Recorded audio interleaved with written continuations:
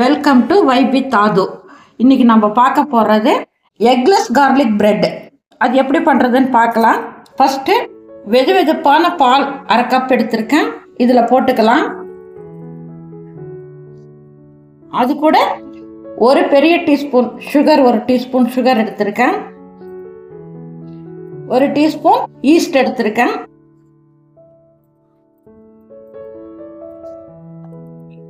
இது நல்லா கலந்து ஈஸ்ட் இதில் ஆக்டிவேட் ஆகட்டும். ஒரு 10 நிமிஷம் விட்டுருவோம். தட்டு போட்டு மூடி வச்சிடலாம். கட்டி இல்லாத கலந்து விட்டுறலாம். இது ஒரு 10 நிமிஷம் ஆக்டிவேட் ஆகட்டும், மூடி வச்சிடலாம். பாருங்கள், ஈஸ்ட் போட்டோம், நல்லா ஆக்டிவேட் ஆகி வந்திருக்கு. பாருங்கள், மேலாக ஈஸ்ட் வந்து மேலே வந்து நின்று இருக்கு.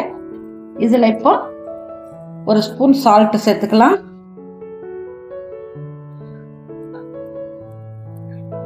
கார்லிக் கொஞ்சோண்டு சேர்த்துக்கலாம். நசுக்கி வச்ச கார்லிக் சேர்த்துக்கலாம். 2 கப்பு மைதா சேர்த்துக்கலாம். 2 கப்பு மைதா. 1 டீஸ்பூன் ஆயில்.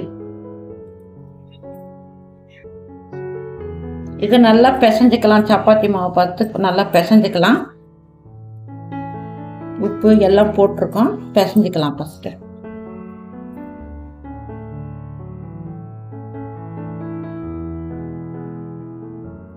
பாருங்க, சப்பாத்தி மாவு பதத்துக்கு பிசைஞ்சு வச்சிருக்கோம்.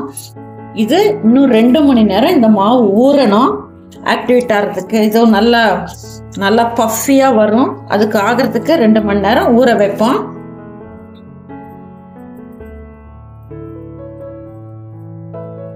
இப்படி பண்ணி ஊற வச்சிடலாம். இது நல்லா ஊறி வரட்டும். மேலே எண்ணெய் தடவி மூடி வச்சிடலாம், அப்புறம் பார்க்கலாம். இதில் 2 ஸ்பூன் பட்டர் சேர்த்துருக்கேன். கொஞ்சம் கார்லிக்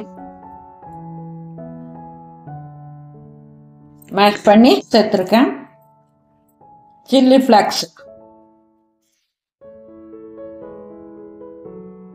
ஆரிகானோ போட்டிருக்கேன். ஆரிகானோ, சில்லி ஃப்ளாக்ஸ், பூண்டு 3 சேர்த்துருக்கேன். இதை நல்லா கலக்கிக்கலாம். நல்லா பேஸ்ட் மாதிரி கலந்து வச்சிருக்கேன். இது ஓரமாக வச்சிடலாம். பாருங்க, மாவு பிசைஞ்சு வச்சு 2 மணி நேரம் ஆயிடுச்சு. இப்போ திறந்து பார்க்கலாம். பார்த்தீங்களா எப்படி உப்பி வந்திருக்குன்னு? இதை ப்ரெஸ் பண்ணி விடலாம். கீழே இருந்த மாவு நல்லா பொங்கி மேலே வந்திருக்கு. ஈஸ்டால மாவு நல்லா ஆக்டிவேட் ஆகி பொங்கி வந்திருக்கு. இதை சப்பாத்தி மாவு மாதிரி திரட்டிக்கலாம். பாருங்க, இதை திரட்டிக்கலாம்.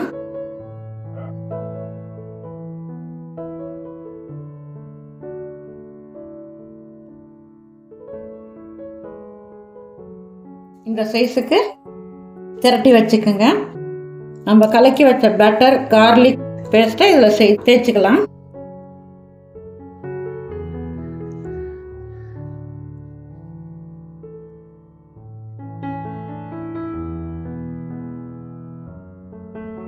பாருங்க, சீஸ் துருவி வச்ச சீஸை மேலே தூவிக்கலாம். நிறைய தூவலாம் சீஸு.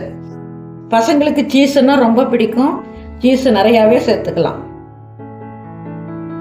பாருங்க, கொஞ்சம் சில்லி ஃப்ளாக்ஸை மேலே தூவிக்கலாம்.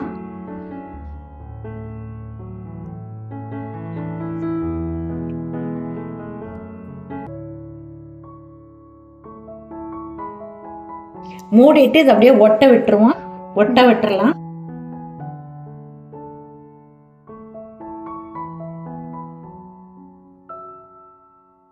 கத்தியோட ஷார்ப்பு பகுதியில் கட் பண்ணாத இந்த பின்பக்கமா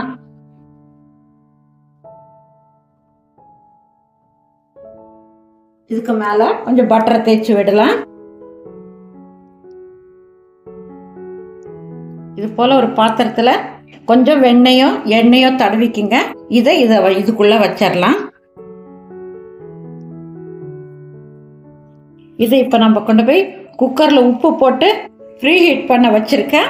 ஒரு 10 நிமிஷம் பாத்திரம் சூடானதும் இதை வச்சுட்டு ஒரு 30 நிமிஷம் வேக வச்சு எடுத்துக்கலாம். மீடியம் ஃப்ளேமில் 30 நிமிஷம் வேக வச்சு எடுத்துடலாம். நல்லா பாத்திரம் ப்ரீ ஹீட் பண்ணிட்டோம். இப்போ இந்த பாத்திரத்தில் 30 மினிட்ஸ் வேகட்டும். மீடியம் ஃப்ளேமில் கேஸ் கட்டுக்கும் போட வேண்டாம், விசிலும் போட வேண்டாம். இப்படியே வேக வச்சிடலாம். வெந்ததுக்கப்புறம் பார்க்கலாம்.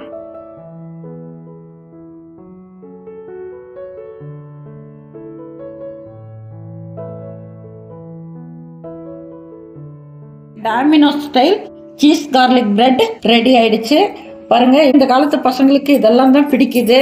இதை நம்ம வீட்டிலேயே செஞ்சு கொடுக்கலாம். கடையில் வாங்குறத விட வீட்டிலேயே எவ்வளோ ஈஸியாக செய்யலாம், ஈஸியாக பண்ணி கொடுக்கலாம். இது கடையில் வாங்குறது தான் நிறைய செலவாகும், விலையும் ஜாஸ்தி. இது ஈஸியாக நம்ம வீட்டிலேயே செய்யலாம். பாருங்கள் எவ்வளோ சீஸ் போட்டு எவ்வளோ நல்லா இருக்குன்னு பாருங்கள். பாருங்கள் சீஸோட க்ரீமியாக இருக்குது பாருங்கள். இதை நம்மளே குழந்தைங்களுக்கு வீட்டில் செஞ்சு கொடுக்கலாம். இந்த வீடியோ பிடிச்சிருந்தா மறக்காமல் லைக் பண்ணுங்கள். சப்ஸ்கிரைப் பண்ணலைன்னா சப்ஸ்கிரைப் பண்ணுங்கள். இதே போல் அடுத்த வீடியோவில் உங்களை சந்திக்கிறேன்.